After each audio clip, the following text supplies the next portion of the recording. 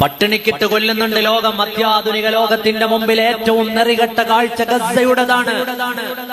എല്ലാത്തിനും അവകാശം പറയുന്ന മനുഷ്യർ ജീവിക്കുന്ന കാലത്ത് പട്ടിണിക്കിട്ട് മനുഷ്യനെ കൊല്ലുന്ന നെറികേടിന്റെ ചരിത്രം. ഇവിടെ കിളികൾക്ക് വേണ്ടി സംസാരിക്കാൻ ആളുകളുണ്ട്, മരങ്ങൾക്ക് വേണ്ടി സംസാരിക്കാൻ ആളുകളുണ്ട്, കടലിന് വേണ്ടി സംസാരിക്കാൻ ആളുകളുണ്ട്, ആവാസ വ്യവസ്ഥകൾക്ക് വേണ്ടി പോരാടാൻ മനുഷ്യരുണ്ട്. ഏതെങ്കിലും ഒരാൾ മരം മുറിച്ചാൽ അതിന്റെ അവകാശം പറയാൻ ആളുകളുണ്ട്. ആകാശത്ത് ഓസോൺ പാളിക്ക് വീണ വിള്ളലുകളെ ചൂണ്ടിക്കാണിച്ച് ഇവിടെ സംസാരിക്കാൻ മനുഷ്യരുണ്ട്. ഗസയുടെ മാറിടത്തിൽ പൊലിഞ്ഞു വീഴുന്ന പിഞ്ചോമന മക്കളെ കുറിച്ച് സംസാരിക്കാൻ എന്തുകൊണ്ടാണ് ലോകത്തിന് കഴിയാത്തത്?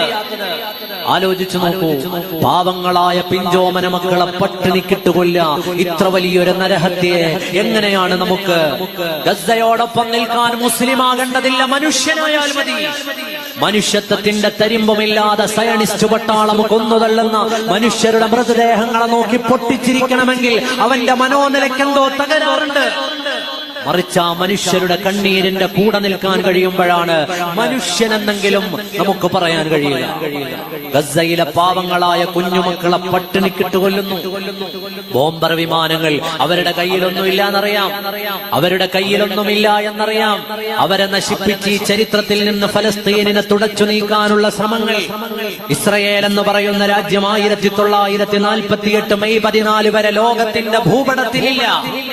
ലോക ഭൂപടം എന്ന് മറിച്ചു നോക്കൂ. 1948 മെയ് 14 ഇസ്രയേൽ എന്നൊരു രാജ്യം തന്നെ ലോകത്തുണ്ടാകുന്നത്.